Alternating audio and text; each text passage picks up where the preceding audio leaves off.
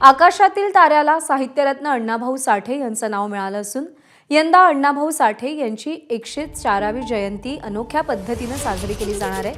छत्रपती संभाजीनगरमधील उद्योजक सुशील तुपे यांनी या ताऱ्याचं रजिस्ट्रेशन केलंय। मागच्या 6 महिन्यांपासून ते यासाठी अथक प्रयत्न घेत होते। त्यांनी international star and space registry या संस्थेकडे सगळ्या कागदपत्रांची माहिती पुरवली। त्यानंतर महिनाभरापूर्वी या ताऱ्याचं रजिस्ट्रेशन पूर्ण झालं। आजपासून हा तारा प्रत्येकाला बघता येणार आहे आणि यासाठी मोबाईल प्ले स्टोअरमध्ये जाऊन स्पेस रजिस्ट्री किंवा स्टार नेमिंग ॲप्लिकेशनमध्ये डाउनलोड करून त्या ॲप्लिकेशनमध्ये रजिस्ट्रीड ताऱ्याचा नंबर WVP773557 टाकून हा तारा पाहता येईल।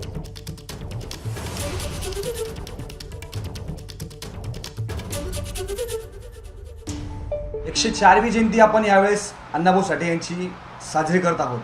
104वी जयंती आम्ही एक आगळ्या वेगळ्या पद्धतीने कशी साजरी करावा यावर आम्ही मागील 6 महिन्यापासून विचार करत होतो। आमच्या डोक्यात कल्पना आली की आपण ही लोकशाहीर अण्णाभाऊ साठे यांचं नाव आकाशातील ताऱ्यांना देऊयात।